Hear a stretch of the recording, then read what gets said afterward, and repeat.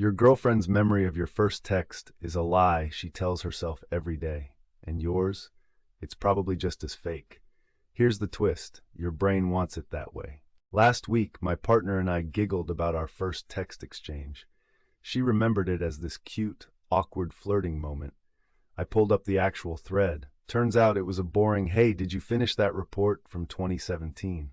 We both cracked up, but it hit me. Our brains had completely rewritten history. And not just that, every memory we hold dear is being edited, reshaped, and polished every time we recall it. This isn't just a quirky fact. It's a fundamental truth about how we experience our lives. Psychologists call it the memory reconsolidation effect, and it's wild. Every time you retrieve a memory, your brain doesn't just play it back like a video. Instead, it reconstructs the memory from scratch, using bits of stored data, current emotions, and even new information. Think of it like a game of telephone, where you're both the sender and receiver. Each round changes the message slightly. This means your most cherished memories, like your first kiss or a childhood birthday, are actually composite sketches that have evolved over time. And the scariest part? You have no idea it's happening. In 2012, a team at UC Irvine, led by Dr. Elizabeth Loftus, ran a study where they planted a false memory of meeting Bugs Bunny at Disneyland in 30% of participants, despite the fact that Bugs isn't even a Disney character. People described the handshake, the joke he told, even the color of his bow tie. Their brains built an entire story from a single suggestion. That's what we're all doing, every day, with the people we love. Here's where it gets even deeper. Your brain doesn't just rewrite memories, it prioritizes emotional impact over accuracy. So that fight you had with your partner 2 years ago? Your brain might amplify the anger or sadness, making it feel more intense than it really was. Why? Because evolutionarily, remembering threats was more important than remembering the truth.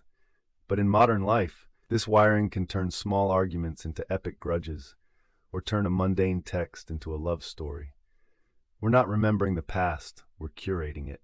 Take the 2018 study from Harvard, where researchers showed participants a video of a car accident and then asked leading questions. Those asked, how fast were the cars going when they smashed into each other, estimated higher speeds, and later remembered broken glass that wasn't there.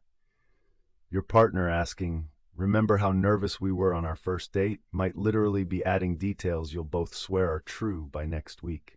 It's not malice, it's biology. Here's the beautiful part. This malleability means you can deliberately shape your memories, not by lying, but by focusing on the good. When you recall a happy moment with your girlfriend, say that time you laughed until you cried over a bad movie, dwell on the joy, the warmth, the connection. Each time you do, your brain rewrites the memory to be even brighter. It's like mental gardening. You're pruning the weeds of negativity and watering the flowers of gratitude. And science backs this up. A 2015 study from the University of Texas found that couples who regularly reminisced about positive shared experiences, even if they weren't perfectly accurate, reported higher relationship satisfaction. The brain's hippocampus and amygdala work together to tag these memories with emotion, strengthening the neural pathways associated with happiness. So when your partner says, remember that amazing trip, and you both smile, you're literally upgrading your relationship's firmware. Here's the big picture.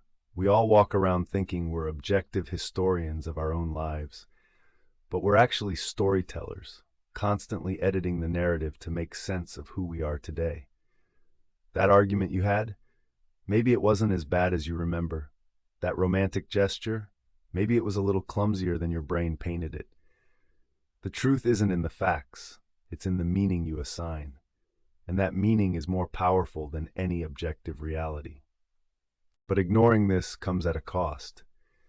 I've seen couples break up because they couldn't let go of a perfect memory that never existed, or because they clung to a painful version of an event that their partner remembered differently. When you insist your memory is the only truth, you're not protecting the relationship, you're strangling it. The danger isn't in forgetting, it's in believing your memory is infallible. So here's the takeaway. Your strongest memories aren't anchors to the past. They are invitations. Invitations to choose what matters, to reshape your story with intention, and to forgive both yourself and others for the narratives you've held too tightly. The truth of your life isn't written in stone. It's written in love, in every act of remembering and re-remembering.